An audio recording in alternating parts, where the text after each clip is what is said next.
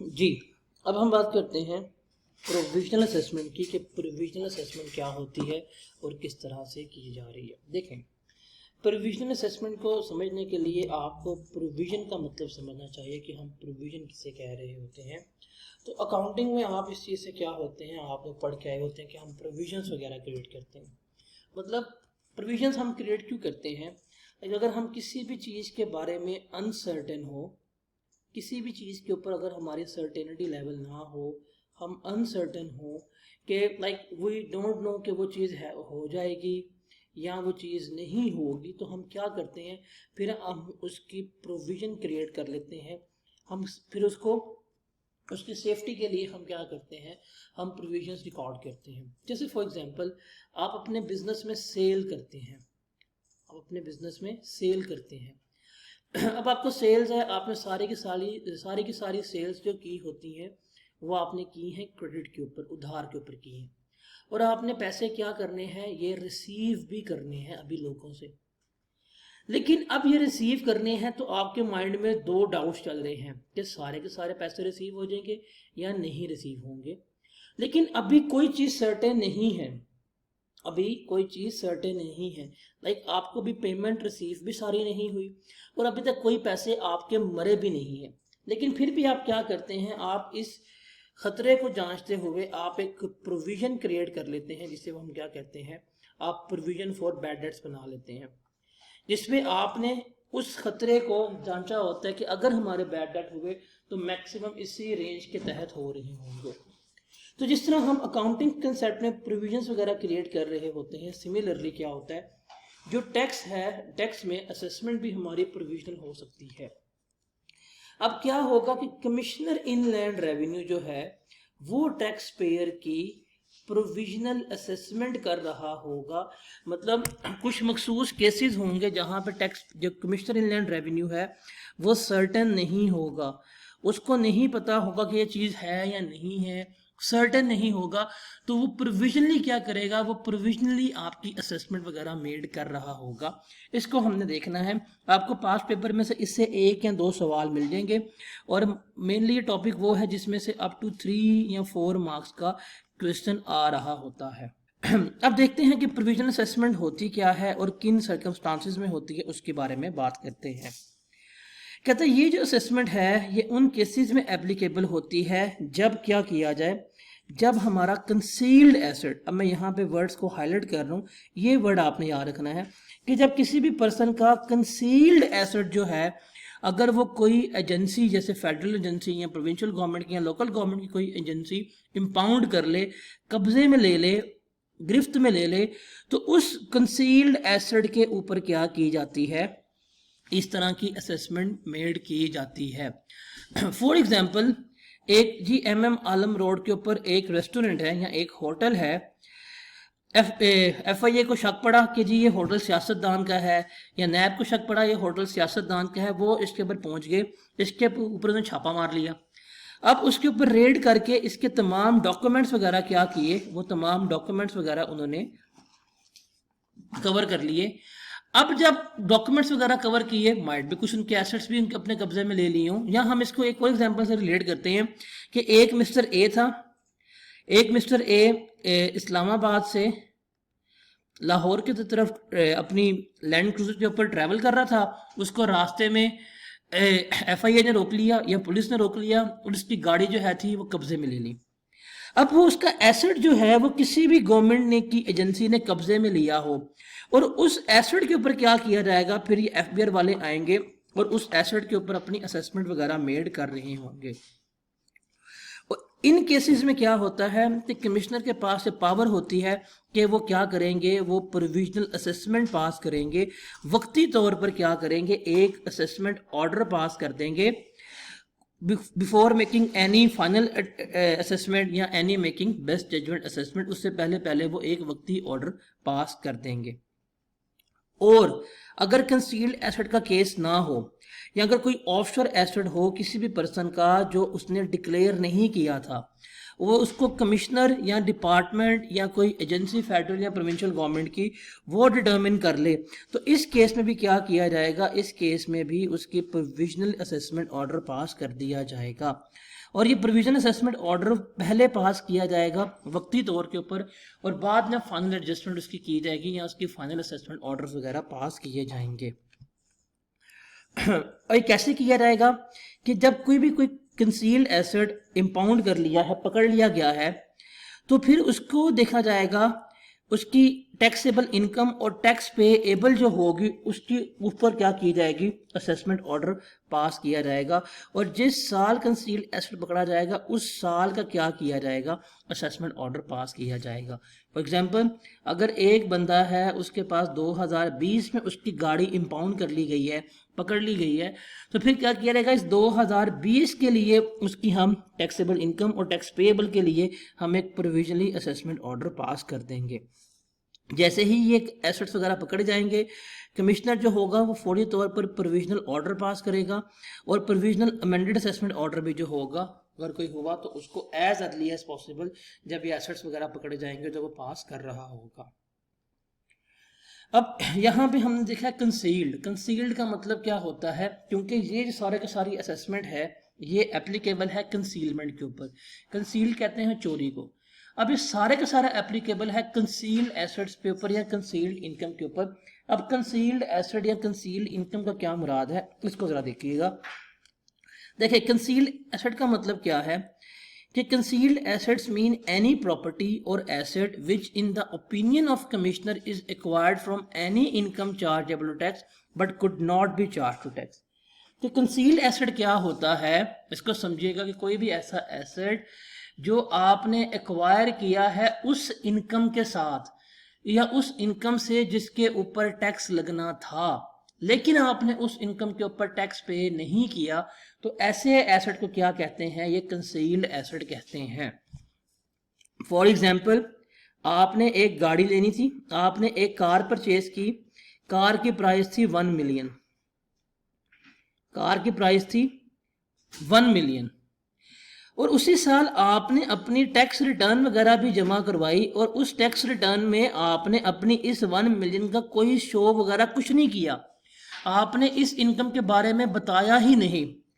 Might be यह income आपने अपनी प्रॉपर्टी से अर्न की हो, या माइट बी आपने कोई प्रॉपर्टी डिस्पोज की हो तो डिस्पोजल से ये इनकम आपकी आई हो, प्रॉपर्टी डिस्पोजल से, या कोई भी गेन्स वगैरह हो सकता है। आपने इसको डिक्लेयर ही नहीं किया, इनकम को आपने इस इनकम को डिक्लेयर ही नहीं किया, और कमिश्नर की नज़र में क्या थी, ये इनकम टैक्सेबल थी, इस इनकम के ऊपर टैक्स पे होना चाहिए था। आपने ये इनकम डिक्लेयर नहीं की और आपने जाके इनको धोखा देने के लिए या कुछ भी सर्कमस्टांसेस से आपने उस 1 मिलियन की गाड़ी परचेज कर ली, आपने कार ले ली। अब जब ये कार पकड़ी जाएगी तो ये क्या कहा जाएगा, इस कार को कंसील्ड एसेट कहा जाएगा, बिकॉज ये वो प्रॉपर्टी है, ये वो एसेट था जो आपने उस इनकम से कमाया जिस इनकम के ऊपर टैक्स था, लेकिन आपने टैक्स पे नहीं किया। अब जब वो गाड़ी पकड़ लेगा तो वो फौरी तौर पे क्या करेगा, वो फौरी तौर पर आपको प्रोविजनल असेसमेंट ऑर्डर पास करेगा और उसमें कह देगा कि आपकी टैक्सेबल इनकम ये है और इसके ऊपर आपका टैक्स पेएबल जो है वो ये बनता है, ये हमें पहले तो पे करो आप। उसके बाद फर्दर प्रोसीडिंग्स हैं, अपील्स हैं या फर्दर अमेंडमेंट है, उसकी प्रोसीडिंग वगैरह क्या चलेंगी, बाद में चलेंगी। लेकिन जैसे ही पकड़ा जाएगा तो एज सून एज पॉसिबल वो आपकी प्रोविजनल असेसमेंट करेगा और फिर बाद में आपको प्रोविजनल असेसमेंट ऑर्डर इशू कर देगा उस एसेट के लिए। रिमेंबर, ये जो ऑर्डर इशू होगा ये सिर्फ और सिर्फ इस एसेट के लिए होगा, और जिस साल ये एसेट्स वगैरह पकड़े जाएंगे उस साल ये क्या किया जाएगा, ऑर्डर पास किया जाएगा उस साल की इनकम के लिए। और कंसीलमेंट ऑफ इनकम क्या होती है कि इनकम की चोरी करना, इनकम को छुपाना, कि कोई भी आप ऐसी रिसीट जिसके ऊपर टैक्स लगता था आपने वो डिस्क्लोज नहीं किया, आपने नहीं बताए, या कोई भी ऐसी डिडक्शन, कोई भी ऐसा एक्सपेंस जो क्लेम नहीं होना चाहिए था वो आपने क्लेम कर लिया, या कोई भी ऐसी रिसीट वगैरह जो एग्जाम्प्ट नहीं थी, जो टैक्सेबल थी, आपने उसको एग्जाम्प्ट क्लियर कर दिया, ये सारी क्या कहलाती है, ये आपकी कंसीलमेंट ऑफ इनकम कहला रही होती है। फॉर एग्जाम्पल, आपने एक प्रॉपर्टी ऑन की हुई थी, आपने उसको 3 सालों के अंदर अंदर डिस्पोज किया, और अब प्रॉपर्टी डिस्पोज की, उसके ऊपर आपका गेन आया, उस गेन के ऊपर आपने अपना इनकम टैक्स पे करना था, लेकिन आपने वो गेन शो ही नहीं किया, तो this will be treated as your concealment of income. आप अपने इनकम फ्रॉम बिजनेस में एक्सपेंसेस क्लेम कर रहे थे, आप एक्सपेंसेस क्लेम कर रहे थे, आपने डिडक्शंस वगैरह क्लेम की हैं, लेकिन उन डिडक्शंस की, उन एक्सपेंडिचर्स एक्चुअली इनकर ही नहीं हुए थे। मतलब फॉर एग्जाम्पल आपने अपना पे रोल एक्सपेंस क्लेम किया, मतलब पे रोल कहते हैं सैलरीज वगैरह को, वो आपने एक्सपेंस क्लेम कर दिया सालाना 10 लाख रुपए का। अब उसको देखा गया कि भाई आप एक्चुअल सैलरी तो पे कर रहे हैं सिर्फ और सिर्फ 7 लाख रुपए की, ये 3 लाख की सैलरीज जो हैं ये तो गोस्ट सैलरीज हैं, घूस्ट हैं, ये तो मुलाजिम आपके एग्जिस्ट ही नहीं करते, लेकिन आप एक्सपेंस क्लेम करने बैठे हुए हैं। तो ये चीज़ें क्या होती हैं, आपकी कंसीलमेंट कहलाती हैं। अगर इस तरह की कंसीलमेंट वगैरह पकड़ी जाए तो फिर क्या किया जाता है, उस टैक्स पेयर का प्रोविजनल असेसमेंट ऑर्डर पास कर दिया जाता है। तो इस तरह से क्या होता है, हम प्रोविजनल असेसमेंट ऑर्डर पास कर रहे होते हैं। तो इसमें आपने जो इंपॉर्टेंट चीज़ याद रखनी है, कंसील एसेट्स की जो डेफिनेशन है, दिस डेफिनेशन इज इंपॉर्टेंट, ये आपको याद करनी है। एग्जामिनर आपसे ये अप टू 2 मार्क्स की जस्ट डेफिनेशन भी पूछ सकता है। एंड रिमेंबर, ये सिर्फ और सिर्फ किसके केस में होगा, कंसील एसेट्स के केस में, या कोई भी ऑफशोर एसेट जो आपके डिक्लेयर किए जाएंगे उनके केस में क्या किया जाएगा, ये आपको प्रोविजनल असेसमेंट ऑर्डर पास किया जाएगा। और जब प्रोविजनल असेसमेंट ऑर्डर पास कर दें, वक्ती तौर पे कह देंगे आपकी ये इनकम है, इसके ऊपर टैक्स बनता है, ये हमें जमा कराओ। हमारे मुताबिक आपकी इनकम ये है, क्योंकि हमने आपका एसेट पकड़ा है, तो इसके ऊपर ये इनकम है, ये टैक्स है, जमा कराओ। अगर आपको हमारे इस ऑर्डर से कोई इख्तलाफ वगैरह है तो आप अपील में जा सकते हैं, या कोई भी जो आगे के मैटर्स हैं वो बाद में होगी, या आपकी जो फाइनल असेसमेंट होगी उसमें हम इसकी एडजस्टमेंट वगैरह बाद में कर लेंगे। लेकिन जैसे ही कोई एसेट वगैरह पकड़ा जाएगा तो फौरी तौर पर क्या किया जाएगा, आपका प्रोविजनल असेसमेंट ऑर्डर पास कर दिया जाएगा। अब कुछ स्पेशल प्रोविजंस जो असेसमेंट से रिलेट कर रही हैं उस पर देखते हैं कि कुछ स्पेशल सर्कमस्टांसेस वगैरह में होगी, उसकी हम बात करते हैं क्या होती है और क्या, या किस तरह से होती हैं, या क्या कुछ स्पेशल केसेस हैं उनको देखते हैं। सबसे पहले बात करते हैं assessment in relation to disputed property. एक डिस्प्यूटेड प्रॉपर्टी, झगड़े वाली प्रॉपर्टी, प्रॉपर्टी का मतलब यहाँ पे जमीन है, उसकी असेसमेंट कैसे होगी उसको जरा देखते हैं। कि एक लैंड है, या एक घर है, या एक बिल्डिंग है, एक बिल्डिंग है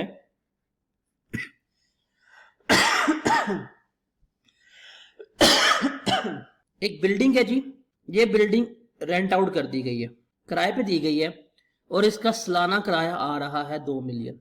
इसका सालाना किराया किसका आ रहा है, 2 मिलियन। और यहाँ पे डिपार्टमेंट कहता है कि जो इस इनकम को रिसीव करेगा वो उस बंदे की इनकम होगी, और वही क्या करेगा, वही उस इनकम के ऊपर टैक्स पे कर रहा होगा। अब इस बिल्डिंग की ओनरशिप में, इस बिल्डिंग की मलकियत के ऊपर क्या चल रहा है, केस चल रहा है। 2 भाई हैं जी, एक मिस्टर ए और एक मिस्टर डबल ए। ये कहता है मैं ओनर हूं, ये कहता है मैं ओनर हूं। अब इनकी ओनरशिप के ऊपर क्या चल रहा है, केस चल रहा है कि who is the original owner of that building. क्योंकि जो इस बिल्डिंग का ओरिजिनल ओनर होगा, जो भी इस बिल्डिंग का ओरिजिनल ओनर होगा, ये इनकम फ्रॉम प्रॉपर्टी जो आई है वो उसकी इनकम का पार्ट बनेगी, और इसके ऊपर जो टैक्स होगा वही बंदा पे करेगा इन डिपार्टमेंट वगैरह को। अब डिपार्टमेंट भी कंफ्यूज है कि भाई कौन ओनर है, किसको हम नोटिस इशू करें, किससे हम टैक्स रिकवरी करवाएं। अब डिपार्टमेंट को जब चलेगा पता कि यार ये डिस्प्यूटेड प्रॉपर्टी है, इसका फटा पड़ा हुआ है, हमें नहीं पता किसकी इनकम है किसकी इनकम नहीं है, हमें किसका नोटिस इशू करना चाहिए, हमें किससे रिकवरी करवानी चाहिए, तो क्या करेगा, वो देखेगा कि इसका कोई केस तो नहीं चल रहा। अगर केस चल रहा है तो क्या करेगा, उसका वेट करेगा। जैसे ही केस खत्म होगा और केस का फैसला आ जाएगा, फिर वो क्या करेगा, वो इस प्रॉपर्टी से रिलेटेड अपनी असेसमेंट वगैरह कर देगा। अब इसको पढ़ते हैं। वो कहता है जी कि अगर किसी भी प्रॉपर्टी की ओनरशिप जो है वो डिस्प्यूट में है, और जो उसकी इनकम जो है जिसके ऊपर टैक्स लगना है, तो उसके ऊपर हमें क्या करना पड़ेगा, उसके ऊपर हमें क्वेश्चन वगैरह रेज करने पड़ेंगे। कहता है जी where the ownership any property the income from which is chargeable to tax. ऐसी प्रॉपर्टी जिसकी इनकम जो है जिसके ऊपर टैक्स लग रहा है, वो प्रॉपर्टी डिस्प्यूट में है, उस प्रॉपर्टी के ऊपर झगड़ा है, उसकी प्रॉपर्टी के ऊपर केस चल रहा है, और केस पाकिस्तान के किसी भी सिविल कोर्ट में चल रहा है, जो असेसमेंट ऑर्डर होगा या अमेंडेड असेसमेंट ऑर्डर होगा उस इनकम के अगेंस्ट, मतलब अगर देखें ये बिल्डिंग है, इस बिल्डिंग के अगेंस्ट केस चल रहा है, तो इस बिल्डिंग के अगेंस्ट इनकम क्या है, ये है। इस इनकम का क्या करना है, इस इनकम का उसने असेसमेंट ऑर्डर पास करना है। अब वो ये असेसमेंट ऑर्डर कि ये इनकम किसकी है और इसके ऊपर टैक्स कौन पे करेगा, ये assessment order commissioner inland revenue का पास करेगा। वो कहता है कि इस इनकम के लिए, in respect of such income, order में be issued at any time, किसी भी वक्त इशू हो जाएगा, within 1 year after the end of financial year in which the decision of court is made. अब इसको जरा समझिएगा कि जैसे ही अदालत का फैसला आएगा, जैसे ही अदालत का फैसला आएगा, अदालत का फैसला आने के साल के बाद क्या करना है, उसको ये इसके ऊपर असेसमेंट ऑर्डर इशू करना होता है। फॉर एग्जाम्पल प्रॉपर्टी डिस्प्यूट में थी, प्रॉपर्टी डिस्प्यूट में थी, इसका फैसला आ गया 31 अक्टूबर 2021 को। इस डेट के ऊपर कोर्ट ने इस प्रॉपर्टी से रिलेटेड क्या कर दिया, इस प्रॉपर्टी से रिलेटेड डिसीजन सुना दिया कि प्रॉपर्टी, इसकी मलकियत क्लियर हो गई है। जैसे ही इस प्रॉपर्टी से रिलेटेड डिसीजन आएगा तो अब क्या करेगा, अब कमिश्नर को इसकी इनकम के ऊपर असेसमेंट ऑर्डर पास करना है।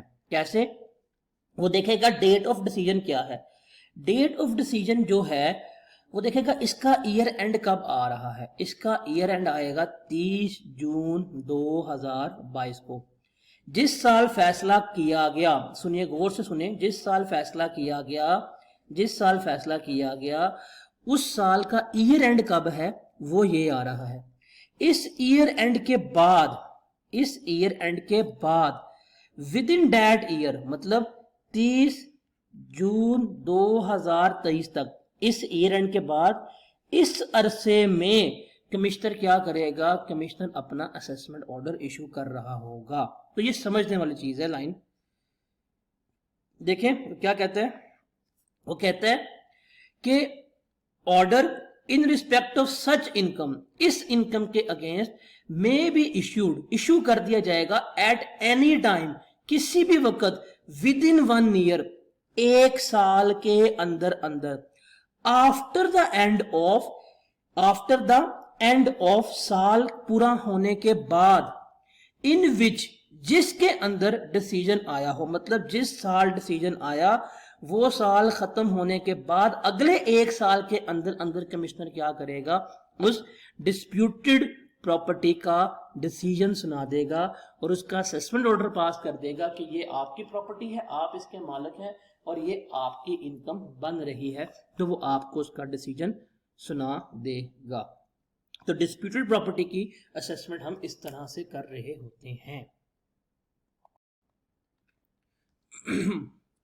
उसके बाद एक और important point, evidence of assessment. जी, एविडेंस ऑफ असेसमेंट का मतलब है कि असेसमेंट हमारी हुई है या नहीं हुई, उसका सबूत, सबूत के बारे में हमने देखना है क्या होता है और क्या नहीं होता। ये जो है ना, ये आपका रीड ओनली है, मतलब इसको सिर्फ आप 1 से 2 दफा पढ़ लीजिएगा, इसको याद करने की जरूरत नहीं है। पहले इसको रीड करते हैं, फिर हम इसको एक्सप्लेन करते हैं कि इसमें क्या बात हो रही है, क्या बात नहीं हो रही। वो कहता है जी, the production of an assessment order, के असेसमेंट ऑर्डर को प्रोड्यूस करना और इट्स सर्टिफाइड कॉपी, जो उसकी कॉपी होती है जिसपे मोहर दस्तखत सब कुछ लगे हैं, सर्टिफाइड है, shall be a conclusive evidence, कि वो एविडेंस है, वो सबूत है, of due making of assessment, के हमारी असेसमेंट हो चुकी है। मतलब असेसमेंट ऑर्डर या उसकी सर्टिफाइड कॉपी ये इशू हो जाना इज आवर एविडेंस कि हमारी असेसमेंट वगैरह क्या है, हो चुकी है। द असेसमेंट ऑर्डर और it's certified copy shall be a conclusive evidence, के असेसमेंट ऑर्डर या जिसकी कॉपी है ये एक कंक्लूसिव एविडेंस है कि जो अमाउंट्स थी और जो हमारे पर्टिकुलर्स थे वो सारे के सारे क्या थे, करेक्ट थे। एक्सेप्ट इन केसेस, सिवाय उन केसेस के जिसमें हमारी प्रोसीडिंग्स जो हैं असेसमेंट से रिलेटेड वो अपील में है।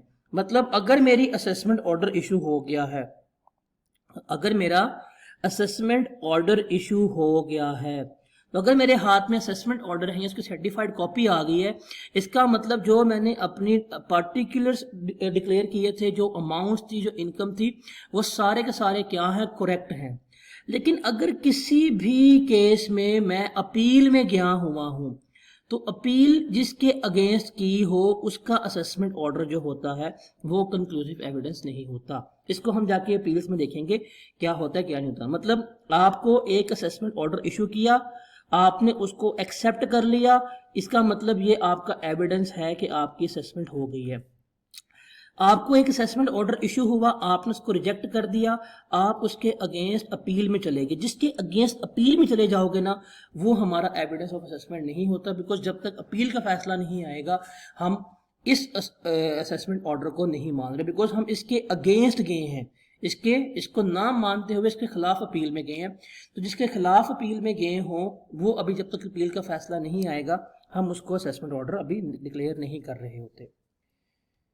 वो कहता है जी एनी ऑर्डर ऑफ असेसमेंट और अदर डॉक्यूमेंट। अब ये इस ऑर्डर के बारे में बात हो रही है जो डॉक्यूमेंट इशू किया गया है, रिक्वायर्ड टू बी मेड, जो इशू किया गया है अंडर इनकम टैक्स ऑर्डिनेंस। मतलब कोई भी असेसमेंट ऑर्डर, कोई भी डॉक्यूमेंट जो इनकम टैक्स ऑर्डिनेंस के तहत इशू किया गया है, मे नॉट बी, हम उसको क्वैश या वाइड नहीं कर सकते for want of form, for want of form. Want of form का मतलब है फॉर्म की गलती की वजह से हम ये कभी भी कतअन नहीं कह सकते कि हमारा असेसमेंट ऑर्डर जो है वो गलत है। फॉर एग्जाम्पल आपका जी नाम है आईडी कार्ड पे लिखा हुआ मिस आयशा, आप स्पेलिंग लिखते हैं AYSHA। उसने आपको जो असेसमेंट ऑर्डर इशू किया उसने लिख दिया मिस आयशा, उसने वाई नहीं लिखा, उसने आई लिख दिया। अब आप कहें सर ये तो मेरे फॉर्म में गलती है, मैं इसको नहीं मानती, या ये मेरा ऑर्डर सही नहीं है, या ऑर्डर गलत है, ये एविडेंस नहीं है। ऐसे नहीं हो सकता। फॉर्म की गलती की वजह से कभी भी आपका ऑर्डर जो है वो कभी भी क्वैश मतलब खत्म या वाइड नहीं हो सकता। या अगर उसमें इस फॉर्म की वजह कोई मिस्टेक हो गई हो तो वो भी वाइड नहीं हो सकता। लाइक आपका लिखा हुआ है मिस आयशा और होना चाहिए था डॉटर ऑफ मिस्टर जो भी हैं जमील या जो भी हैं, उन्होंने डॉटर ऑफ की बजाय लिख दिया आपको सन ऑफ, या गलती से उन्होंने प्रिंट कर दिया वाइफ ऑफ। तो आप ये नहीं कह सकते कि भाई ये जो एरर हुआ है, ये जो फॉर्म की गलती हुई है, इसकी वजह से मेरा असेसमेंट ऑर्डर है वो गलत है। It is just like that, आप आई कैप में एग्जाम दे के आए, आपका रिजल्ट आ गया और रिजल्ट में उसने आपने पेपर दिया था टैक्स का और लिखा हुआ है टैक्स की स्पेलिंग आपके रिजल्ट कार्ड में TXATION लिख दी गई है। अब आपके टैक्स के स्पेलिंग ये लिख दिए गए हैं, आपको सर ऐसे तो होता ही नहीं है, हमारे टैक्स के स्पेलिंग तो ये होते हैं टैक्सेशन। तो आप सिर्फ स्पेलिंग की मिस्टेक पे आप ये नहीं कह सकते कि मेरा रिजल्ट क्या है खराब है। तो वांट ऑफ फॉर्म की वजह से इस तरह की मिस्टेक्स वगैरह हो जाएं, उस या डिफेक्ट हो जाए या कोई चीज मिसिंग हो जाए, उसकी वजह से हमारा असेसमेंट ऑर्डर खराब नहीं होता। हम नहीं कह सकते कि ये एविडेंस नहीं है या हमारी असेसमेंट नहीं हुई, हम उसको क्वैश नहीं करते। हाँ, हमारा असेसमेंट ऑर्डर कब वाइड होगा या कब वो क्वैश हो जाएगा, कब खत्म तस्वुर होगा, ये इंपॉर्टेंट है। अब वो इसके ऊपर क्या करेगा, एग्जामिनर आपको 2 नंबर का 3 नंबर का सवाल दे देगा, वो आपको एक सिनेरियो बिल्ड कर देगा। लेट्स अज्यूम वो आपसे एक सिनेरियो बिल्ड करता है और वो सिनेरियो क्या होता है, वो आपको क्या देता है कि जी आपको एक असेसमेंट ऑर्डर इशू किया गया। जब ऑर्डर आपने रिसीव किया, आपका नाम था मिस्टर जमील, आपके आईडी कार्ड पे JAMEEL लिखा हुआ था, उसने JAMIL लिख दिया। आपका एड्रेस था हाउस नंबर 543, उसने 452 कर दिया। इस तरह की गलतियां वगैरह बता देगा जो उस ऑर्डर में टाइपिंग एरर थे, इस तरह की गलतियां बता देगा। पर पूछेगा क्या इन टाइपिंग एरर की वजह से जो असेसमेंट ऑर्डर है क्या ये वाइड हो जाएगा? The answer is no. ये फॉर्म्स की गलती या टाइपिंग मिस्टेक, इस तरह के एरर की वजह से जो हमारा असेसमेंट ऑर्डर इशू किया गया है वो खराब नहीं होगा। बिकॉज असेसमेंट ऑर्डर इशू करने का मतलब है कि जो मैंने इनकम डिक्लेयर की है, जो टैक्स डिक्लेयर किया, वो ठीक है। हम सिर्फ इन नाम की गलती की वजह से, टाइपिंग गलती की वजह से हम ये कभी भी नहीं कह सकते कि जो हमारी इनकम डिक्लेयर है, जो हमारा टैक्स डिक्लेयर है वो गलत है। हम ये बात कभी भी नहीं कर सकते। हाँ, अगर जो असेसमेंट ऑर्डर इशू किया गया है उसमें सब्सटेंस या दूसरे इफेक्ट हों जो इनकम टैक्स ऑर्डिनेंस के साथ मुताबिकत ना रखते हों। फॉर एग्जाम्पल आपको एक असेसमेंट ऑर्डर इशू किया गया और आपको असेसमेंट ऑर्डर में कह दिया गया कि ये जो आपकी असेसमेंट ऑर्डर है या जो आपकी इनकम डिक्लेयर की गई है, आपने अपनी इनकम फ्रॉम प्रॉपर्टी डिक्लेयर की है, उन्होंने आपको ऑर्डर इशू कर दिया इनकम फ्रॉम कैपिटल गेन के हवाले से। मतलब आप सेक्शन 15 की प्रॉपर्टी डिक्लेयर करके आए हैं, उन्होंने वो आपके डिस्पोजल की प्रॉपर्टी ट्रीट कर दी। अगर वो आपको ऑर्डर इशू कर रहे हैं या आपको फैसला दे रहे हैं और वो फैसला जो है वो इनकम टैक्स ऑर्डिनेंस की मुताबिकत नहीं रखता, तब वो वाइड हो जाएगा। आपकी एग्रीकल्चर इनकम है वो एग्जेम्प्ट है, ऑर्डिनेंस ने कहा हुआ है वो एग्जेम्प्ट है, उन्होंने कहा टैक्सेबल है, खत्म, असेसमेंट नहीं है, गलत ऑर्डर पास हुआ आपको। आपके पास प्रॉपर्टी है, प्रॉपर्टी आपकी एग्रीकल्चर प्रॉपर्टी है, आपने प्रॉपर्टी रेंट आउट की है, उससे रेंट आ रहा है, वो एग्जेम्प्ट है। ऑर्डिनेंस ये कहता है, आपको सस्पेंड ऑर्डर आ गया कि उसने आपकी एग्रीकल्चर प्रॉपर्टी के ऊपर टैक्स इशू कर दिया हुआ है, इनकम ट्रीट कर दी हुई है, गलत है, बिकॉज वो इनकम टैक्स ऑर्डिनेंस के तहत नहीं है, इनकम टैक्स ऑर्डिनेंस की खिलाफ वर्जी में है, उससे मुताबिकत नहीं रखता। तो ये जो ऑर्डर होगा वो हमारा क्वेस्ट कंसिडर होगा। या जिस बंदे ने आपको असेसमेंट ऑर्डर इशू किया है या डॉक्यूमेंट इशू किया है, जिसने साइन किए हैं, उसके पास पावर ही नहीं थी, उसके पास अथॉरिटी ही नहीं थी। मतलब आपको असेसमेंट ऑर्डर इशू करना था, आप बैठे हुए हैं लाहौर के रीजन में, आपके ऊपर जो कमिश्नर लगता है वो लाहौर का लगता है, आपको असेसमेंट ऑर्डर इशू कर दिया है जाके मुल्तान के रीजन का, नहीं एप्लीकेबल। आपके असेसमेंट ऑर्डर इशू करना चाहिए था, सिग्नेचर होने चाहिए थे कमिश्नर के, साइन कर दी है इंस्पेक्टर ने। तो ऐसे जो गलतियां होंगी, ये दो गलतियां जिसमें सब्सटेंस की गलती हो जाए या उस बंदे ने असेसमेंट ऑर्डर इशू किया हो जिस बंदे के पास ये हक नहीं था, जिस बंदे के पास ये राइट नहीं था कि वो असेसमेंट कर सकता है, तो ऐसा असेसमेंट ऑर्डर हमारा क्या होगा, वाइड डिक्लेयर होगा।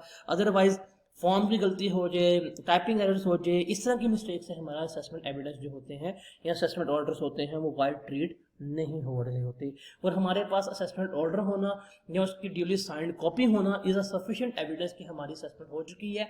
और इसका मतलब यह है जो हमने इनकम डिक्लेयर की है, जो उसके ऊपर हमने टैक्स वगैरह डिक्लेयर किया है, वो क्या है, हमारा सफिशिएंट है। तो ये चीज़ आपने अब देखते हैं हम amendment of assessment. Amendment of assessment जो है वो काफ़ी इंपॉर्टेंट है। आपको पास पेपर में इससे सवाल आ सकते हैं, मिले भी होंगे ज़्यादा। और दूसरा, अमेंडमेंट ऑफ असेसमेंट में से काफ़ी ज़्यादा क्वेश्चंस, काफ़ी ज़्यादा सिनेरियोस वगैरह क्रिएट हो सकते हैं। अमेंडमेंट ऑफ असेसमेंट क्या होती है, किस तरह से टेकअप करते हैं, उसको हम देखते हैं कि अमेंडमेंट ऑफ असेसमेंट क्या होती है। देखें, अमेंडमेंट का अगर आप लफ्जी मतलब देखें ना, तो उससे ही आपको काफ़ी ज़्यादा अंदाज़ा हो रहा है कि हम किस चीज़ की बात कर रहे हैं। अमेंड का मतलब होता है चेंज करना, अमेंड का मतलब होता है चेंज करना, तब्दील करना। अमेंडमेंट ऑफ असेसमेंट क्या होगी कि जो हमारा असेसमेंट हो चुकी है, जो हमारा असेसमेंट ऑर्डर पास हो चुका हुआ है, उसको हमने क्या करना है, अब चेंज करना है। इसका मतलब हम जाते हैं, हम रिटर्न फाइल करते हैं, रिटर्न फाइल करते हैं तो हमें असेसमेंट ऑर्डर इशू हो जाते हैं। बाद में इस असेसमेंट ऑर्डर में अगर चेंजिंग हो जाए, इसको चेंज कर दिया जाए, तो वो प्रोसीजर क्या होता है, वो हमारी अमेंडमेंट ऑफ असेसमेंट कहलाती है। बिकॉज ये ऑर्डर्स वगैरह चेंज हो सकते हैं, बिकॉज हमारी रिटर्न्स रिवाइज हो जाती हैं और भी इससे रिलेटेड मैटर्स वगैरह होते हैं जिससे हमारे ऑर्डर्स वगैरह चेंज हो जाते हैं। लाइक फॉर एग्जांपल, पहले मैंने एक इनकम डिक्लेयर की, वो एग्जेम्प्ट थी, बाद में लगा पता वो इनकम एग्जेम्प्ट हो ही नहीं सकती, वो तो टैक्सेबल है। अब जब मैंने इनकम अपनी एग्जाम डिक्लेयर की थी तो उसकी एग्जाम्पशन का ऑर्डर इशू हुआ था, लेकिन बाद में लगा पता वो इनकम एग्जाम्प्ट नहीं है, वो तो टैक्सेबल है, तो उसका जो ऑर्डर इशू हुआ होगा वो अमेंड हो जाएगा। पहले कमिश्नर ने बेस्ट जजमेंट असेसमेंट पास कर दी, बाद में लगा पता कि भाई उसकी बेस्ट जजमेंट असेसमेंट है वो गलत है, क्या करेगा, वो ऑर्डर अमेंड करेगा। उसने प्रोविजनल असेसमेंट कर दी, बाद में प्रोविजनल असेसमेंट करने के बाद उसको दोबारा अपना ऑर्डर अमेंड करना पड़ गया। चेंजेस वगैरह अगर आ जाए, ओरिजिनल जो हमारा इवेंट होगा, ओरिजिनल इवेंट के बाद कुछ भी चेंजेस वगैरह आ जाए, तो जो ऑर्डर इशू ओरिजिनली हुआ होगा उसे क्या करना पड़ेगा, हमें अमेंड करना पड़ेगा। तो ये हमारी अमेंडमेंट ऑफ असेसमेंट होती है। इसे हम अमेंडमेंट ऑफ असेसमेंट भी कहते हैं और हम यहाँ पे री अमेंडमेंट भी देख रहे होंगे। अब अमेंडमेंट और री अमेंडमेंट में क्या डिफरेंस है या क्या फर्क है, उसको आपने जरा देखना है। देखिए जी, आपने सबसे पहले कोई भी इवेंट किया तो आपको ओरिजिनल असेसमेंट ऑर्डर पास हो गया। नंबर 1 पे क्या होगा, ओरिजिनल असेसमेंट ऑर्डर पास कर दिया जाएगा। अब इस ओरिजिनल असेसमेंट ऑर्डर में अगर फ्यूचर में अगर कोई चेंज होता है तो वो क्या किया जाएगा, आपको फिर अमेंडेड असेसमेंट ऑर्डर पास किया जाएगा। और अगर जो अमेंडेड असेसमेंट ऑर्डर पास किया जाए इसमें भी चेंज आ जाए तो इसे हम क्या कहते हैं, इसे हम री अमेंडमेंट या री अमेंडेड ऑर्डर कहते हैं। तो यहाँ पे हमने सिर्फ अमेंडमेंट नहीं पढ़नी बल्कि हम अमेंडमेंट और हम री अमेंडमेंट सारा कुछ देख रहे होंगे क्या होती है और किस तरह से होती है। सो विदाउट वेस्टिंग टाइम हम मूव करते हैं अमेंडमेंट ऑफ असेसमेंट किस तरह से की जाएगी। इसके रूल्स आप एक चीज गौर कीजिएगा, ये जो आपके सामने स्क्रीन में नजर आ रहा है, जो ये हेडिंग्स आपको दी गई हैं, ये हेडिंग्स क्या है, इंडिविजुअल क्वेश्चंस हैं जो आपको एग्जामिनर पूछ सकता है, जो एग्जामिनर ने गिवन किए होते हैं। तो कोशिश कीजिएगा इनका प्रिंट आउट लेके इनको यहाँ से ही कीजिएगा। ये हेडिंग्स आर इंडिविजुअल क्वेश्चन, इस तरह से वो पूछ सकता है।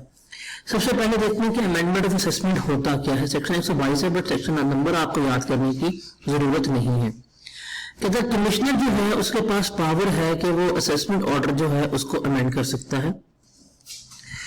देखते क्या है, कहते हैं commissioner is empowered to amend an assessment order, उसके पास पावर है वो असेसमेंट ऑर्डर को अमेंड कर सकता है।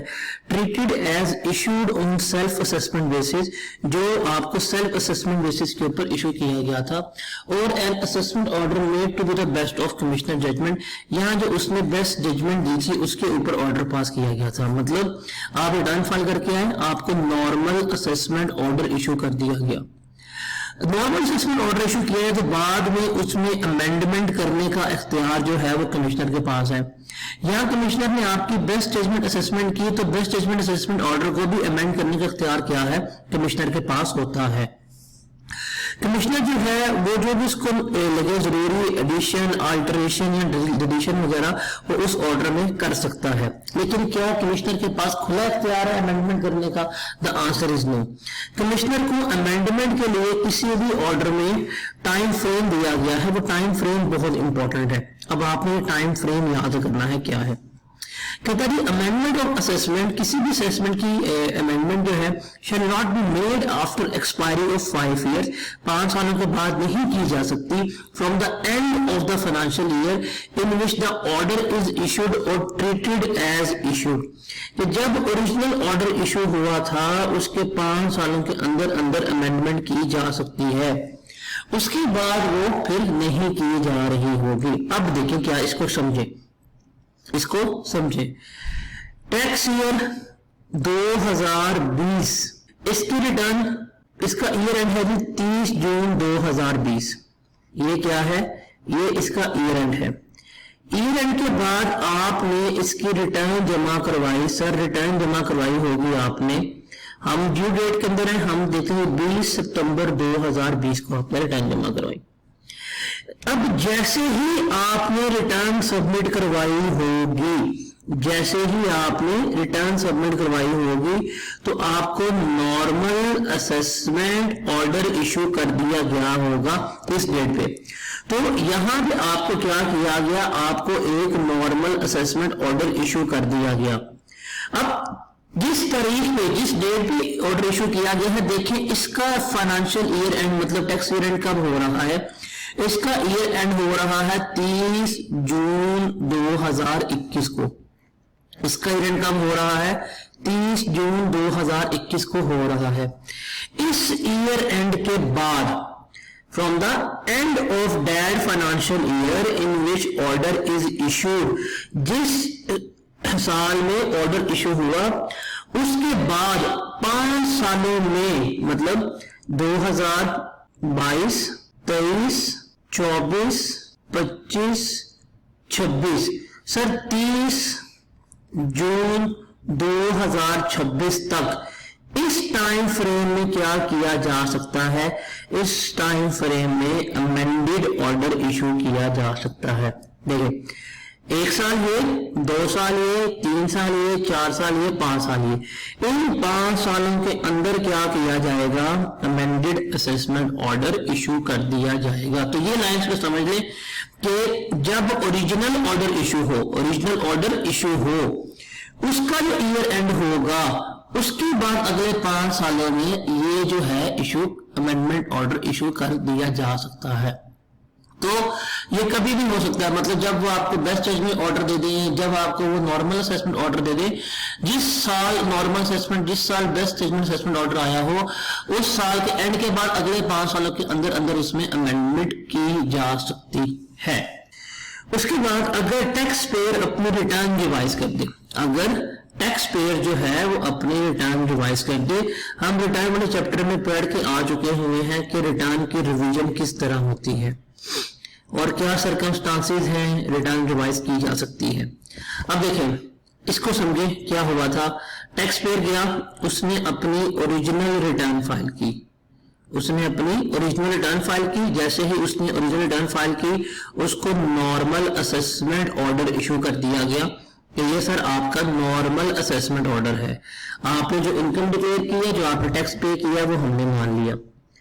अब उसने क्या किया, टैक्स पेयर को बाद में लगा पता गलती हो गई है, अब गलती हो गई है तो उसने क्या कर दी, उसने ये रिटर्न रिवाइज कर दी, उसने रिटर्न रिवाइज कर दी प्रॉपर ड्यू प्रोसीजर फॉलो करने के बाद। जब उसने रिटर्न रिवाइज कर दी तो अब कमिश्नर क्या करेगा, अब कमिश्नर भी रिवाइज्ड अमेंडेड ऑर्डर इशू कर देगा, या वो जो उसने ओरिजिनल असेसमेंट ऑर्डर किया हुआ था इशू, उसे क्या कर देगा, रिवाइज कर देगा। बिकॉज उसने क्या किया, अपनी रिटर्न रिवाइज की, तो कमिश्नर ने भी क्या कर दिया, रिवाइज ऑर्डर इशू कर दिया। अब इसको देखते हैं, कहता है if a tax payer furnish a revise return of income, अगर वो रिवाइज रिटर्न ऑफ इनकम जमा कराता है, the commissioner shall treat the revise return as amended assessment of the taxable income. जो उसने रिवाइज रिटर्न जमा कराई है उसे ही क्या ट्रीट किया जाएगा कि ये इसकी अमेंडेड असेसमेंट है, और जो टैक्स पेएबल है रिवाइज रिटर्न में उसे ही ट्रीट किया जाएगा।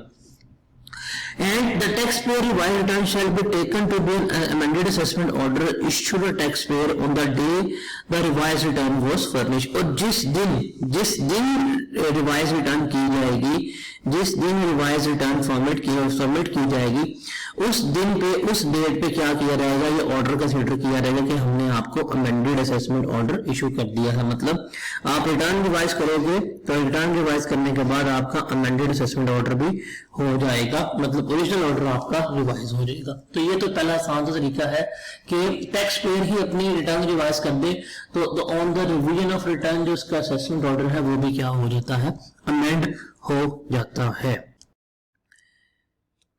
अब बात करते हैं हम अमेंडमेंट और फर्दर अमेंडमेंट या री अमेंडमेंट की बात करते हैं।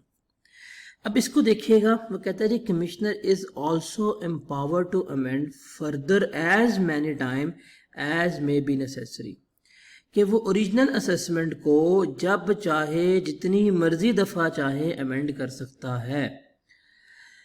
The original assessment order as amended previously within the later of, लेकिन उसके ऊपर हमने टाइम फ्रेम लगा दिया है। मतलब कमिश्नर जो है, कमिश्नर के पास है पावर के ओरिजिनल असेसमेंट ऑर्डर पास किया गया, उसमें अमेंडमेंट कर सकता है, और इस अमेंडमेंट ऑर्डर में फर्दर अमेंडमेंट और री अमेंडमेंट भी कर सकता है, जब चाहे, जितनी मर्जी दफ़ा चाहे कर सकता है। लेकिन उसको हमने थोड़ा सा खुला नहीं छोड़ा, बल्कि हमने उसको एक टाइम फ्रेम भी दे दिया है।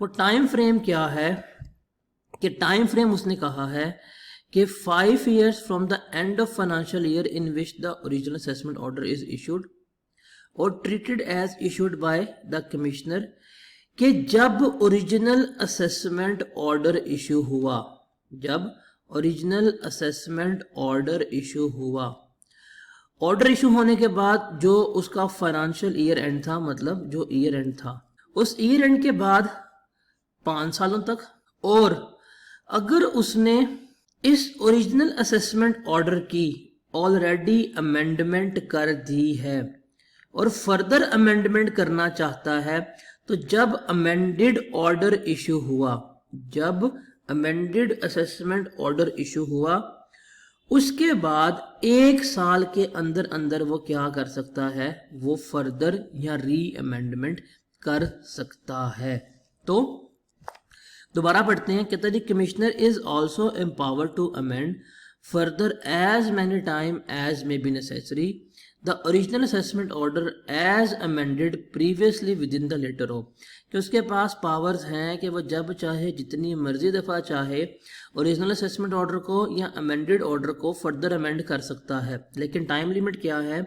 टाइम लिमिट है कि 5 साल from the end of financial year in which the original assessment order is issued, जब ओरिजिनल असेसमेंट ऑर्डर इशू हुआ था उसके 5 साल के अंदर अंदर, या अगर उसने अमेंडेड असेसमेंट ऑर्डर इशू किया था तो उसके 1 साल के अंदर अंदर, विच एवर इज लेटर, जो बाद में टाइम होगा उसमें वो फर्दर अमेंडमेंट कर सकता है। इसको ज़रा समझते हैं, एक एग्जाम्पल से समझते हैं, फिर देखते हैं हमें मज़ीद क्लैरिफिकेशन होती है या नहीं होती। Just take an example, tax year 2021, tax year 2021, इसका ईयर एंड होगा 23 जून 21 को। ये ईयर एंड हुआ, आप इसकी रिटर्न जमा करवा दिया, आपने रिटर्न जमा करवाई आपने 20 सितंबर 2021 को, ये आपने रिटर्न जमा कराई। अब जिस दिन आपने रिटर्न जमा कराई है, देखें रिटर्न जमा करवाने वाले साल का ईयर एंड कब है?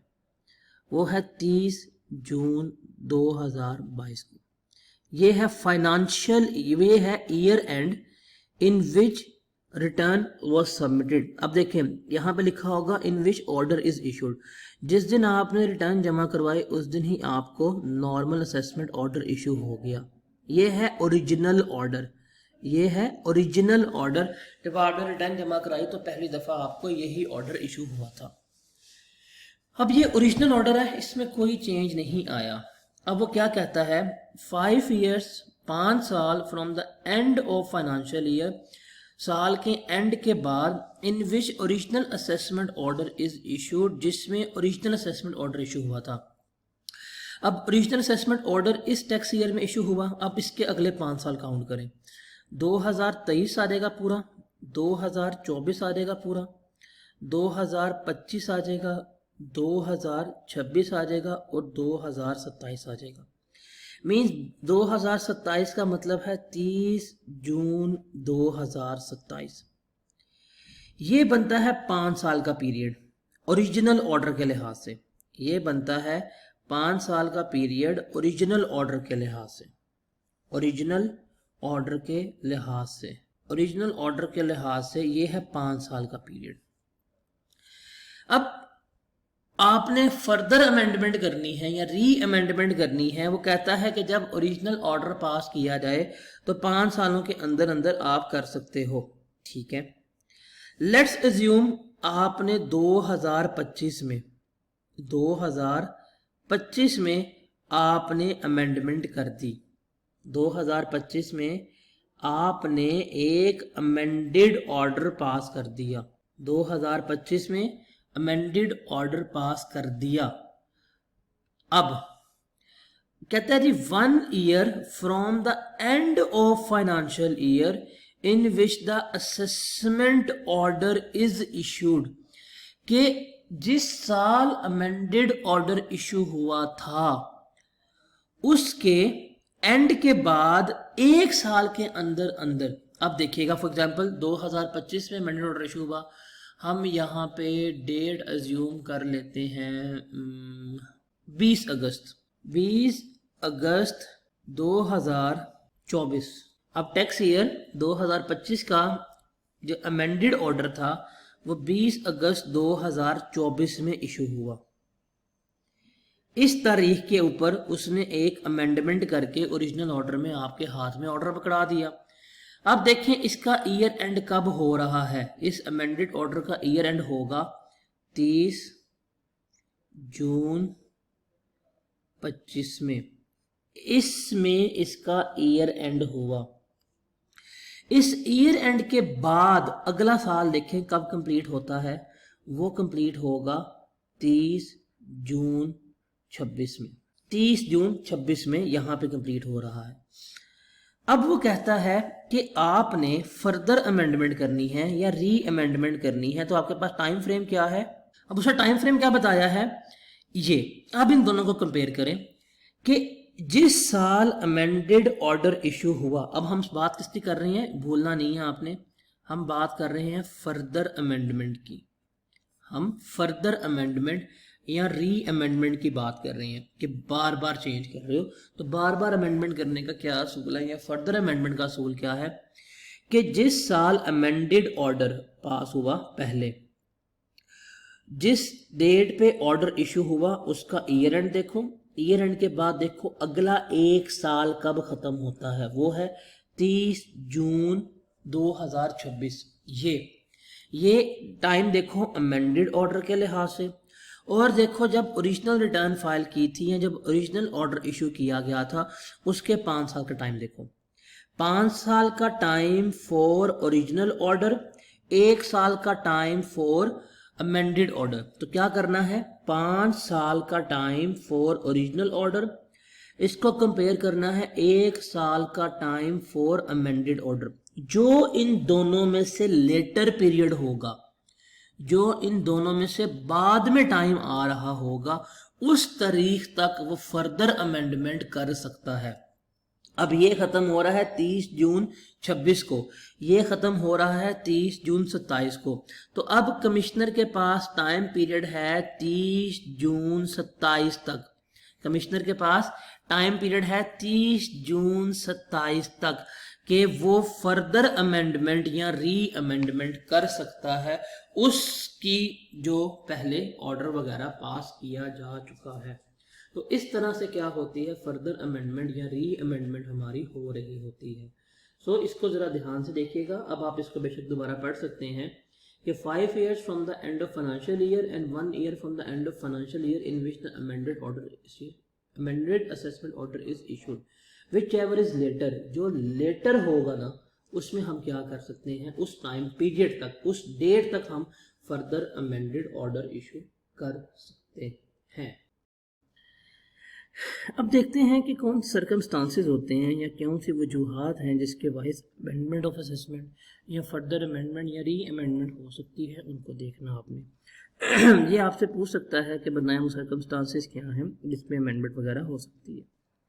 कहता जी assessment order shall only be amend, कि असेसमेंट ऑर्डर सिर्फ उसी वक्त अमेंड होगा और अमेंडेड असेसमेंट ऑर्डर उसी वक्त अमेंड होगा, shall only be further amended where the commissioner has definite information. जब कमिश्नर के पास क्या हो, कमिश्नर के पास डेफिनेट इंफॉर्मेशन हो, जो उसने इंफॉर्मेशन एक्वायर की है या तो ऑडिट के जरिए या उसके पास कुछ ऐसी मुसद्दका इतलात हैं जिसकी वजह से कमिश्नर सेटिस्फाई है, कमिश्नर मुतमईन है कि कोई आपकी इनकम ऐसी थी जिसके ऊपर वो असेसमेंट नहीं कर पाए, या कोई आपकी इनकम अंडर असेस हो गई या उसके ऊपर हमने रेट कम लगा दिए, या हमने आपको रिलीफ गलत दे दिया है, या हमने आपको रिफंड कर दिया है, या हमने आपकी हेड ऑफ इनकम को मिस क्लासीफाई कर दिया है। अगर ये सरकमस्टांसेस हों, अभी जो बात की है, अगर ये सरकमस्टांसेस हों हमारे पास, तो फिर कमिश्नर क्या करेगा, on the basis of that information वो अमेंडमेंट वगैरह कर रहा होता है। फॉर एग्जांपल आपने जी कह दिया कि मैंने गाड़ी डिस्पोज की है, आपने कहा मैंने कार डिस्पोज की है, कार के ऊपर मुझे 5 लाख रुपए के गेन आया है, आपने कहा ये तो गेन टैक्सेबल ही नहीं होता, ये तो मेरी पर्सनल गाड़ी थी, आपने ये बात कर दी। लेकिन बाद में चला उनको पता कि भाई आपका तो गाड़ियों का शोरूम है, आपका गाड़ियों का शोरूम है और आप शोरूम की गाड़ियां बेच के पैसे कमा रहे हो, तो आपने शोरूम की इनकम शो ही नहीं की विच वॉज योर बिजनेस, और वो बाद में उनको लेटर रियलाइज हुआ कि भाई तुम तो कारोबार कर रहे हो शोरूम के लिहाज से। अब उनके पास पकड़ा गया, वही काम कर सकते हैं। या आपके पास कोई इनकम है थी जिसके ऊपर टैक्स रेट कम लगा दिया, लाइक फॉर एग्जांपल आपने प्रॉपर्टी डिस्पोज की, आपका प्रॉपर्टी के ऊपर गेन आया, अब गेन था आपके पास 5.1 मिलियन का, गेन था आपके पास 5.1 मिलियन का। अब 5.1 मिलियन के गेन के लिहाज से जो रेलेवेंट स्लैब था वो अप्लाई होना चाहिए था, लेकिन गलती से आपने स्लैब वो अप्लाई कर दिया जो 5 मिलियन से कम गेन का है, तो गलत टैक्स रेट लगा दिया। या आपने रिफंड क्लेम किया या आपने रिलीफ क्लेम किया, रिलीफ की मुराद अभी हम बात करते हैं, आपने एक टैक्स क्रेडिट क्लेम कर लिया कि आपने इन्वेस्टमेंट इन शेयर्स की है, इन्वेस्टमेंट इन शेयर्स का आपने टैक्स क्रेडिट क्लेम किया हुआ था, लेकिन बाद में चला पता कि भाई आपने इन्वेस्टमेंट इन शेयर्स तो एज एन ओरिजिनल अलॉटी की ही नहीं है, आप गए मार्केट में शेयर परचेज करके बैठ गए, आपने कहा ये तो रिलीफ है मेरा, आपने रिलीफ क्लेम कर लिया, ये बाद में चला पता कि ये आपने धोखाधड़ी की है या मतलब कोई भी गलत तरीके से रिलीफ लिया है, या कोई भी ऐसी इनकम थी जो मिस क्लासीफाई कर दे। अब मिस क्लासीफाई का क्या मतलब है कि आपने शेयर डिस्पोज किए, आपके वो शेयर फॉल करते थे अंडर सेक्शन 37 में, लेकिन गलती से वो लिख दिए गए अंडर सेक्शन 37A में। अब अगर इस तरह के मिस क्लासिफिकेशन हो जाए तो ये सर्कमस्टांसेस ऐसे होते हैं जो फिर रेस करेंगे कि कमिश्नर जो है वो आपके ओरिजिनल ऑर्डर की अमेंडमेंट या फर्दर अमेंडमेंट वगैरह कर सके। इन सर्कमस्टांसेस की बेसिस के ऊपर क्या होती है, अमेंडमेंट या फर्दर अमेंडमेंट या री अमेंडमेंट हो रही होती है। अब यहाँ पे हमने एक वर्ड पढ़ा था डेफिनेट इन्फॉर्मेशन। 2 नंबर के एग्जाम में आपको डेफिनेशन मिलेगी, एग्जामिनर टेस्ट कर चुका हुआ है। डेफिनेट इन्फॉर्मेशन किसे कहते हैं, तो कहते हैं definite information includes information relating to sales और purchase of any goods made by tax payer, कि जो टैक्स पेयर सेल और परचेज गुड्स की कर रहा होता है उससे ताल्लुक रखती तमाम information. Receipts of tax payer from services rendered, जो सर्विसेज प्रोवाइड की हैं उसकी रिसीट्स वगैरह। Other receipts relating to acquisition, possession, disposal of money, assets, valuable article, जो आपके पास एसेट्स हैं, आर्टिकल्स हैं, उनकी रिसीट्स जो उनकी एक्विजिशन को शो कर रही हैं, उनके डिस्पोजल को शो कर रही हैं, वो होना। या कोई भी आपने इन्वेस्टमेंट की है या कोई एक्सपेंडिचर किया है उनके रिसीट्स वगैरह होना। ये जो इन्फॉर्मेशन होती है जो कमिश्नर के पास आती है उसे हम क्या कहते हैं, उसे हम डेफिनेट इन्फॉर्मेशन कह रहे होते हैं। तो आपको एग्जाम में ये 2 मार्क्स की डेफिनेशन मिल रही होगी कि डेफिनेट इन्फॉर्मेशन क्या होती है। So on the basis of this definite information वो क्या करता है, आपकी अमेंडमेंट ऑफ असेसमेंट या फर्दर अमेंडमेंट या री अमेंडमेंट कर सकता है। या तो डेफिनेट इन्फॉर्मेशन उसके पास हो, या उसके पास क्या आ जाए, या उसके पास ऑर्डर्ड प्रोसीडिंग्स आ जाए, तो फिर वो ये कर सकता है। लाइक जब अभी हमने एग्जांपल बात की है शेयर्स के डिस्पोजल की। जब शेयर्स के डिस्पोजल उसने देखा कि आपके पास तो शेयर डिस्पोज किए हैं, उसके ऊपर तो लिखा हुआ प्राइवेट कंपनी के शेयर और आपने ट्रेड किए 37A में, तब उसके पास इन्फॉर्मेशन हुई तो वो उसको ऑर्डर को री अमेंड कर देगा। आपने टैक्स क्रेडिट क्लेम करना था, आप जब उसने कहा जो आपने इन्वेस्टमेंट की है हमें दिखाएं इन्वेस्टमेंट का सबूत, इन्वेस्टमेंट का सबूत दिया, उस पर लिखा था कि आप जो है वो being an original not investment नहीं करके बैठे हुए।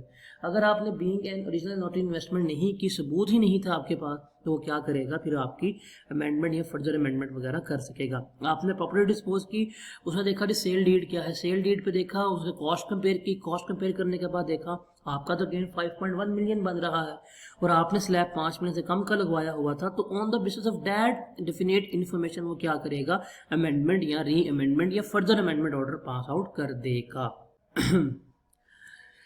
फिर जब ऑर्डर हो गया, once the order of assessment is amended, जैसे ही असेसमेंट ऑर्डर अमेंड हो जाए, the commissioner shall issue an amended assessment order as soon as possible. वो क्या करेगा, वो अमेंडेड असेसमेंट ऑर्डर जितना मुमकिन होगा वो इशू कर देगा। और उस पर क्या लिखा होगा, मतलब ये हम उस अमेंडेड असेसमेंट ऑर्डर के कंपोनेंट्स की बात कर रहे हैं।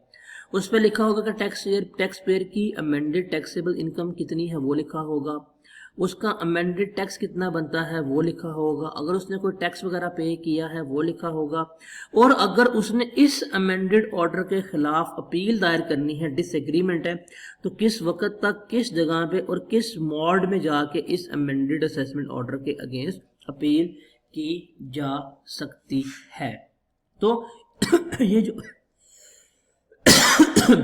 तो ये जो ऑर्डर इशू किया रहेगा उसकी अमेंडमेंट, जो ऑर्डर इशू किया रहेगा उससे कंपोनेंट्स वगैरह जो हैं वो उसके ये होंगे। उसके बाद कमिश्नर के पास ये भी पावर होती है कि द कमिश्नर मे अमेंड और further amend an assessment order if he consider that it is erroneous in so far it is prejudicial to the interest of revenue. ये कमिश्नर के पास पावर होती है, कमिश्नर के पास ये अथॉरिटी है कि वो ऑर्डर को अमेंड कर सकता है या री अमेंड कर सकता है अगर उसको पता लग जाए, अगर उसको पता लग जाए कि जो पहले ऑर्डर इशू किया गया था या वो प्रीजुडिशियल था, वो हार्मफुल था, उसकी वजह से डिपार्टमेंट को नुकसान हुआ है, पैसे सही कलेक्ट नहीं हो पाए, टैक्स कम लगा है, मतलब डिपार्टमेंट की रेवेन्यू कलेक्शन के ऊपर वो सही नहीं था। मतलब कोई भी ऐसी चीज़, कोई भी ऐसी इंफॉर्मेशन जो बाद में जाके कमिश्नर को आइडेंटिफाई हुई, उसको लगा पता कि अगर हम इसको पहले नहीं टेकअप कर पाए, इसकी वजह से हमारे डिपार्टमेंट को रेवेन्यू कलेक्शन में नुकसान हुआ है, तो वो उस मैटर को, उस इंफॉर्मेशन के ऊपर अमेंडमेंट और री अमेंडमेंट कर सकता है। और उसके बाद कोई भी असेसमेंट जो है, it shall not be amended और further amended without giving the tax payer an opportunity of being heard. कि भाई किसी भी असेसमेंट को, किसी भी ऑर्डर को हम मुंह उठा के अमेंड नहीं कर सकते। हमें क्या करना पड़ेगा, हमें पहले उसको अपॉर्चुनिटी प्रोवाइड करनी पड़ेगी, हम उसको बुलाएंगे, उसको मौका देंगे, उसको हम शो कॉज नोटिस इशू करते हैं। पहले क्या होता है, हम उसको शो कॉज नोटिस इशू करते हैं, कहते हैं भाई हमें लग रहा है पता कि तुम्हारी ये गड़बड़ है, आओ जस्टिफाई करो। उसको हम बुलाते हैं, कार्रवाई करते हैं। कार्रवाई करने के बाद हम क्या करते हैं, अमेंडेड या फर्दर अमेंडेड या री अमेंडमेंट ऑर्डर हम पास कर रहे होते हैं।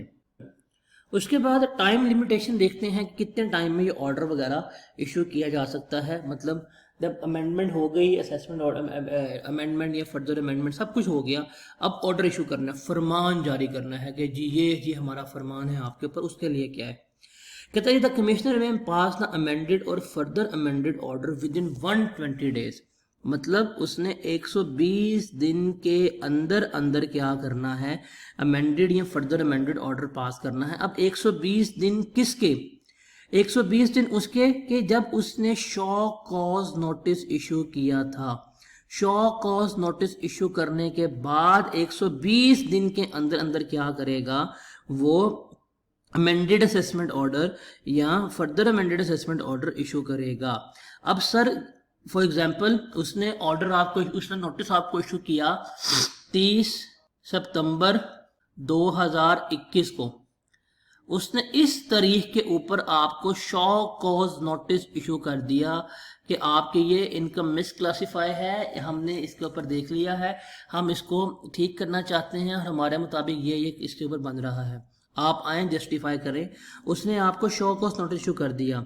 अब जब आपको शो कॉज नोटिस रिसीव होगा, मतलब जो डेट ऑफ इशुएंस होगी, उसके बाद 120 दिन का टाइम है कमिश्नर के पास। वो क्या करेगा, उसके पास 120 डेज का टाइम है। उसने 120 डेज के अंदर अंदर क्या करना है, आपका अमेंडेड ऑर्डर या फर्दर अमेंडेड ऑर्डर अब पास कर देना है। क्या ये टाइम लिमिट फिक्स है, क्या इसमें कोई एक्सटेंशन वगैरह मिल सकती है? यस, ये एक्सटेंशन जो है ये मैक्सिमम 90 डेज की मिल सकती है for the reasons to be recording in writing, कि लिख के रिटर्न फॉर्म में क्या मिल सकती है, ये एक्सटेंशन वगैरह मिल सकती हैं। और मैक्सिमम कितने की मिलेगी एक्सटेंशन, 90 डेज की मिल सकती है। मतलब 120 दिनों में अमेंडेड ऑर्डर या असेसमेंट या फर्दर अमेंडेड ऑर्डर पास करना ही करना है। लेकिन फर्दर 90 डेज की एक्सटेंशन भी मिल सकती है, लेकिन उसके लिए रीजंस जो हैं वो रिटर्न फॉर्म में देनी पड़ेगी। लेकिन क्या सारे दिन इस 120 डेज की कैलकुलेशन में आएंगे? Again the answer is no. कुछ दिन ऐसे होंगे जो हम इन 120 डेज जब कैलकुलेट कर रहे होंगे उसमें से एक्सक्लूड कर देंगे। कौन कौन से? The time shall be excluding from this limit on account of, ये जो लिमिट हमें दी गई है इसमें ये डेज नहीं आएंगे। कि अगर हमने टैक्स पेयर की रिक्वेस्ट के ऊपर उसकी हेयरिंग जो है थी, कार्रवाई जो है थी, वो एडजर्न की हुई है, तो वो जो डेज होंगे वो हम इसमें काउंट नहीं करेंगे। लेकिन जो एडजर्नमेंट है वो मैक्सिमम 60 दिन की हो सकती है। अगर स्टे ऑर्डर लिया हुआ है तो जब तक स्टे ऑर्डर रहेगा, स्टे ऑर्डर के जितने डेज होंगे वो इन 120 डेज में शामिल नहीं होंगे। अगर हमने एडीआरसी की प्रोसीडिंग्स इनिशिएट करवा दी हैं, एडीआरसी अब जाके अपील में पढ़ेंगे, तो जब तक एडीआरसी की प्रोसीडिंग्स चल रही होंगी वो डेज भी इन 120 डेज में काउंट नहीं हो रहे होंगे। और अगर आप एग्रीड असेसमेंट प्रोसीडिंग्स में चले गए हैं 122D के तहत, तो वो वाले डेज भी इन 120 डेज में शामिल नहीं होंगे। तो असूल है 120 डेज में फैसला करना, लेकिन ये 120 डेज में जब हम काउंट कर रहे होंगे तो ये वाले दिन जो हैं वो इनमें शामिल नहीं होंगे। तो ये टाइम लिमिट है जिसमें उसने आपको असेसमेंट, अमेंडेड असेसमेंट ऑर्डर जो होते हैं वो उसने इशू करके देना होता है। उसके बाद जितना हमने पढ़ा है ना पूरा अमेंडमेंट, इसका प्रोसेस समझना आपने। समरी है इस प्रोसेस की कि हम अमेंडमेंट किस तरह कर सकते हैं। हार्डली 1-2 मिनट की समरी और आपका पूरा अमेंडमेंट ऑफ असेसमेंट हो जाएगा। इसको रीड करें और बाद में समझिएगा। कहता है जितनी हम अमेंडमेंट ऑफ असेसमेंट की बात करके आए हैं, जब हम किस तरह से करते हैं या कौन कौन से इंपॉर्टेंट पॉइंट्स हमारे मेन माइंड में होने चाहिए, उनको देखते हैं। कहता है जो असेसमेंट है ना वो अमेंडेड सिर्फ 2 सिचुएशन में ही हो सकती है। 2 जराए हैं जिसके तहत हमारी असेसमेंट की अमेंडमेंट या री अमेंडमेंट या फर्दर अमेंडमेंट हो सकती हैं। पहला कौन सा कि ऑडिट हो जाए या डेफिनेट इंफॉर्मेशन हो। दूसरा कि असेसमेंट जो पहले थी वो गलत थी, उस गलत असेसमेंट की वजह से जो रेवेन्यू था वो नहीं सही कलेक्ट हो पाया और उससे नुकसान हुआ डिपार्टमेंट को। तो इन 2 केसेस में वो अमेंडमेंट और फर्दर अमेंडमेंट कर सकता है। कहता है जी assessment can be erroneous however, जो असेसमेंट है वो गलत कभी भी हो सकती है। अब यहाँ पे जो इंपॉर्टेंट पॉइंट है वो इसने जो हमें क्या बताया है, इंपॉर्टेंट पॉइंट वो यहाँ पे ये बताते हैं कि जो आपने पहले असेसमेंट की थी वो गलत थी, वो रॉन्ग थी और उस गलती की वजह से आपके रेवेन्यू को हर्ट हुआ है, आपका रेवेन्यू को नुकसान पहुंचा है, तब जाके अमेंडमेंट होगी। लेकिन बाज़ औक़ात असेसमेंट में गलतियां हो सकती हैं, लेकिन वो असेसमेंट की गलतियों की वजह से जो हमारा रेवेन्यू वगैरह होता है उसके ऊपर कोई भी फ़र्क वगैरह नहीं आया होता।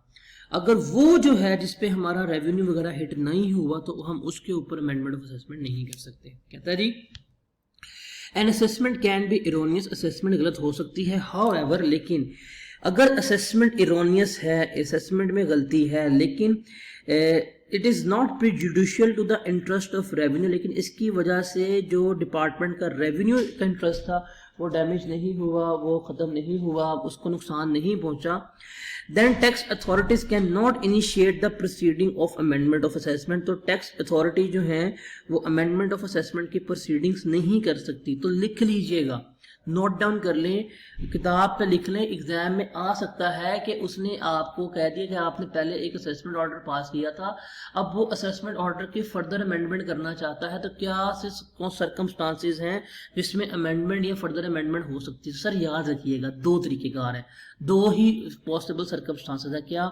या तो उसके पास ऑडिट हो जाए या उसके पास डेफिनेट इन्फॉर्मेशन हो कि यार ये गलतियां थी इसकी वजह से वो हम बढ़ के आ चुके हुए हैं, या उसको लग जाए पता कि जो उसने पहले असेसमेंट ऑर्डर पास किया था वो इरोनियस था, गलत था, मिस्टेक्स थी, एरर्स थी, और उस गलती की वजह से डिपार्टमेंट के रेवेन्यू को हिट हुआ है, डिपार्टमेंट रेवेन्यू प्रॉपरली नहीं कलेक्ट कर पाया, तब जाके वो क्या करेगा, वो अमेंडमेंट वगैरह कर सकता है। लेकिन अगर कोई ऐसा असेसमेंट ऑर्डर पास किया जो गलत तो था लेकिन उसकी वजह से डिपार्टमेंट को रेवेन्यू कलेक्शन में कोई नुकसान नहीं हुआ, तो उस गलत असेसमेंट ऑर्डर के ऊपर वो अमेंडमेंट वगैरह नहीं कर सकता। इसलिए वो क्या कहता है, वो कहता है कि को existence of both situation, that is first error in the assessment, के असेसमेंट में एरर होना, secondly tax loss suffered bye tax authorities. Error होना और लॉस होना, इसको हम हाईलाइट कर देते हैं, एरर होना और लॉस होना is necessary. Error in assessment, assessment में एरर और टैक्स लॉस होना ये नेसेसरी है, ताकि अगर ये दोनों इकट्ठे होंगे तो फिर वो अमेंडमेंट ऑफ असेसमेंट वगैरह की जा सकती है। अगर दोनों इकट्ठे होंगे तब अमेंडमेंट ऑफ असेसमेंट वगैरह की जा सकती है। फिर कहता है जी a change of opinion does not constitute any definite information और makes the assessment as erroneous and prejudicial to the interest of revenue. कि आपकी ओपिनियन चेंज होने का मतलब ये नहीं है कि वो कोई डेफिनेट इन्फॉर्मेशन वगैरह भी उसके ऊपर अवेलेबल हो जाएगी या आपका वो जो इंटरेस्ट है वो प्रेजुडिशियल हो गया। पहले आपकी ओपिनियन थी, फॉर एग्जांपल पहले आपकी ओपिनियन थी कि जिसको बोनस शेयर इसने डिस्पोज किए हैं उसकी जो कॉस्ट है वो स्प्रेड होनी चाहिए। अब आपने कहा नहीं थी वो स्प्रेड नहीं होनी चाहिए, वो तो हम मार्केट पे ले लेंगे। तो आपकी ओपिनियन चेंज होने की वजह से आप अमेंडमेंट वगैरह नहीं कर सकते। और further no amendment is allowed, amendment नहीं होगी उस वक्त तक जब तक टैक्स पेयर को प्रॉपर अपॉर्चुनिटी ना दी जाए, उसको पूरा मौका वगैरह प्रोवाइड ना किया जाए। तो ये पूरे प्रोसेस की समरी है जिसमें हम अमेंडमेंट ऑफ असेसमेंट कर सकते हैं।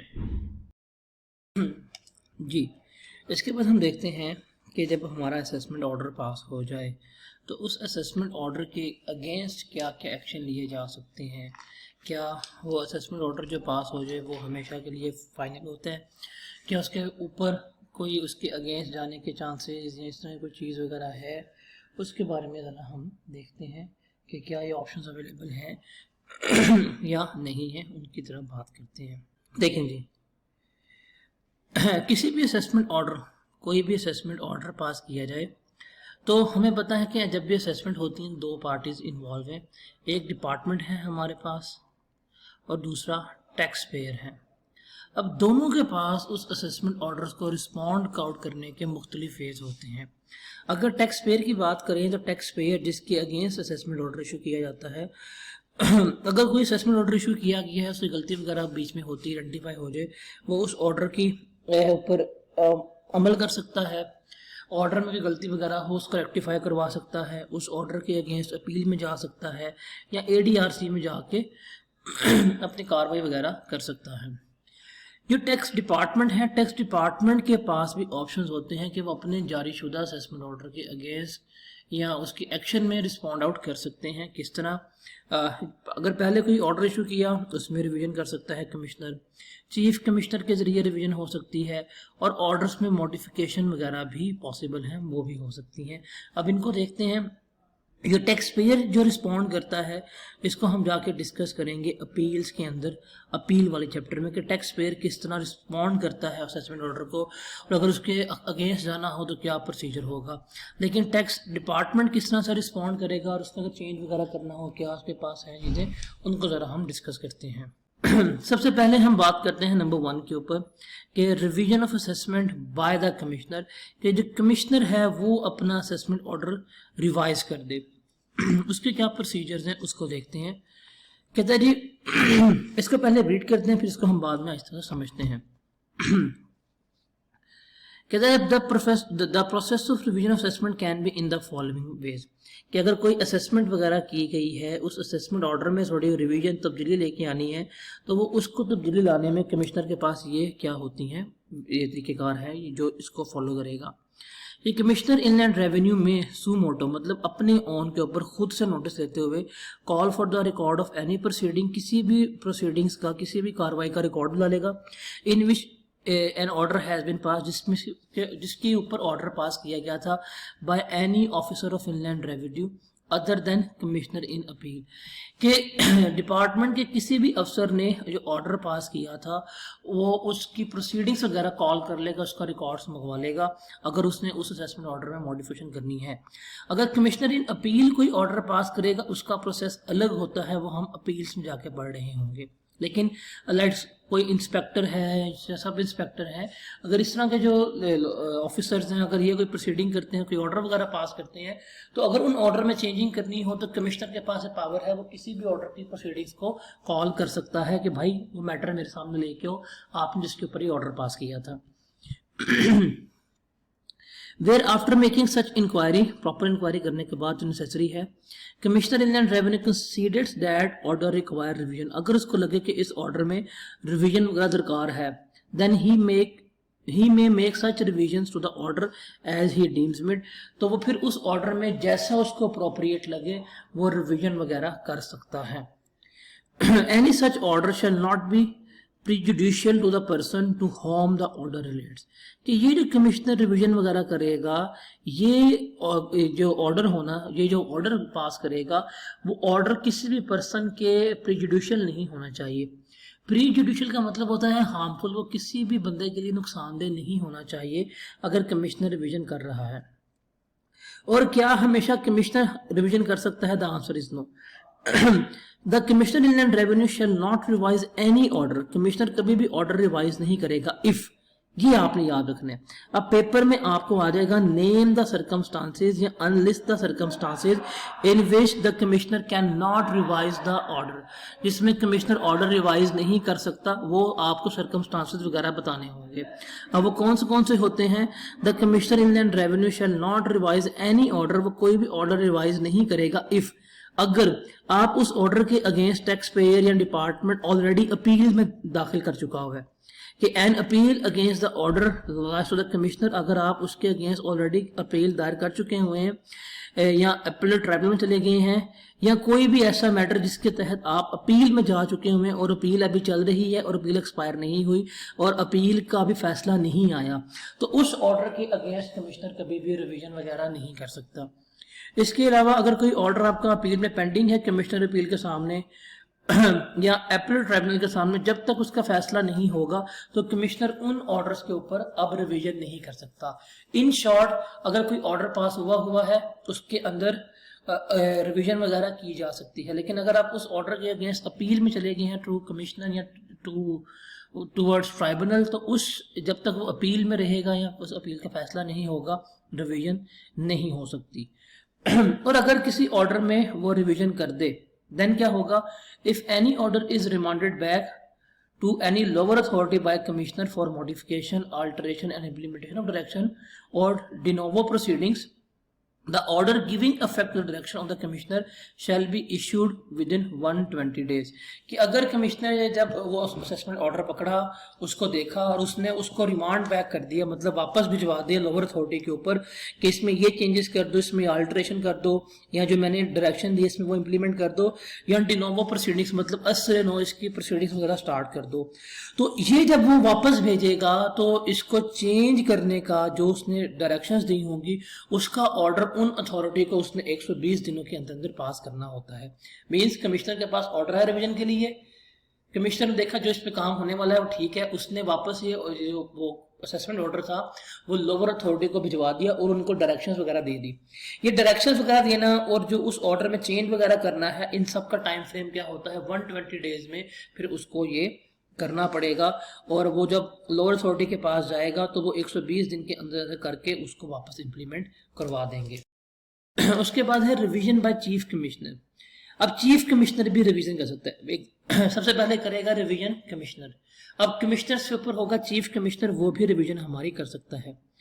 कहता है chief commissioner may either of his own motion, खुद मतलब सुमोटो लेके, और an application made by tax payer for revision, या अगर टैक्स पेयर उसको अप्लाई करे रिवीजन के लिए, call for record of any proceedings relating to, वो किसी भी प्रोसीडिंग्स का रिकॉर्ड मांग सकता है relating to issuance of an exemption, जिसका ताल्लुक एग्जाम्पशन के साथ हो, एग्जाम्पशन इशू करने का किसी इनकम को, किसी एक्सपेंस को, और लोअर रेट सर्टिफिकेट या जिसके ऊपर लो टैक्स लगता हो, विद रिगार्ड टू कलेक्शन और deduction of tax at source under income tax ordinance 2001, और जिसका ताल्लुक विद होल्डिंग के साथ हो, मेनली टैक्स कलेक्शन के साथ हो या टैक्स रिडक्शन के साथ हो, उसके बारे में को क्या कर सकता है वो रिवीजन वगैरह कर सकता है।